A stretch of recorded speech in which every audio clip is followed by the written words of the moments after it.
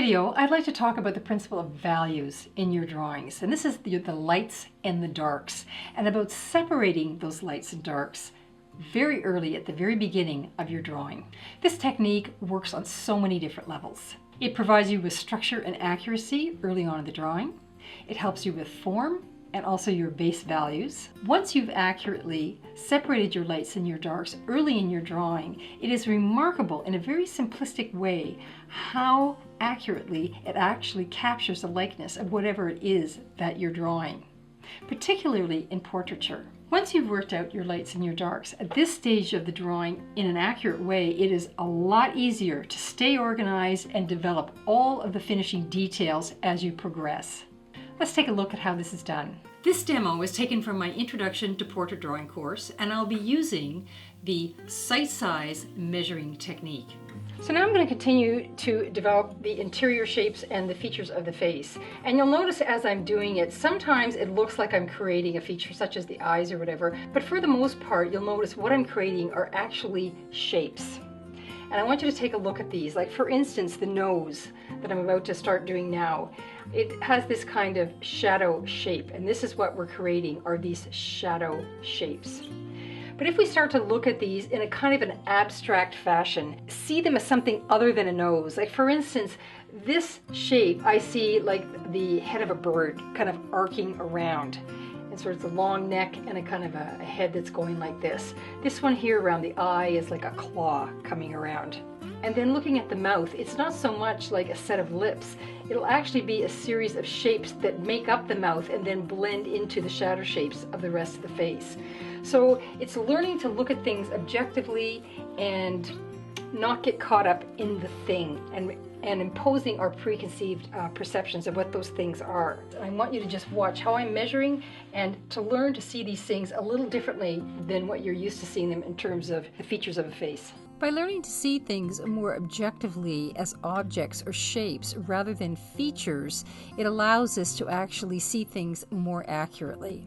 This is a bit of a difficult learning curve for students. They generally will impose their idea of what a feature is, what a mouth looks like, or they think a nose looks like. But try very hard to try and see them as abstract shapes. And if you need help, go in and use your black mirror. It will help you with that whole process. You'll also notice I start at this point shading in my shadow shapes. Once I'm able to start creating them as a unit unto themselves, I want to start breaking up my lights and my darks, and it will help me develop the rest of the image. It will help me see proportions, angles, a whole bunch of other things, but mostly how these shapes relate to each other and the space and the distance between them. So I start laying in a flat, even tone as best I can as I'm beginning to create these completed shapes on the face. So at this point, my main concern is not only creating my shadow shapes with each of the features on the face, but also separating my lights and my darks.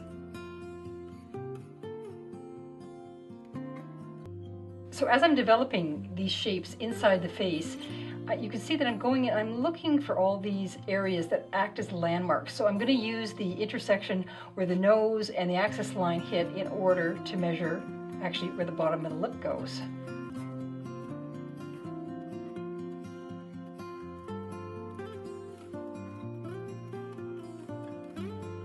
So you can see as I'm working my way down the face across each one of the features, it doesn't matter if we're dealing with the head as a whole or each of the smaller features inside of it, the process is always the same. We establish the larger boundaries, we keep our lines simple and graphic, and we're looking for accurate proportions and shapes and angles. This is how we start every single area that needs to be worked out in terms of creating an accurate blueprint. So one of the things we also have to be aware of when we're trying to create our shapes in these areas here is not only the measurements of things and trying to see these sort of abstract shapes to make up the shape in order to help us see them, but also one of the key factors that we can look at is the negative shape.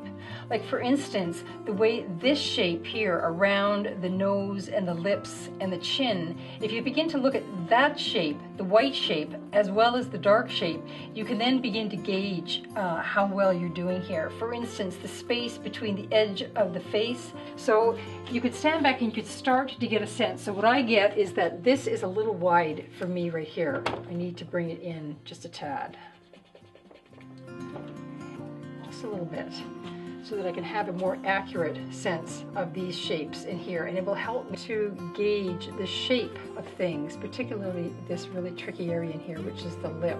So I'm going to go in and I'm going to double check some of these negative shapes in here as well, from the tip of the nose to the tip of the lip, space from the edge of the upper lip to the side of the cheek, edge of the, that's pretty good. Could probably come in just a tad.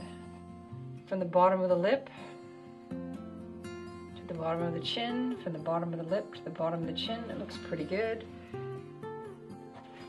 So now I'm going to go in and I'm going to fill in these areas. Oops.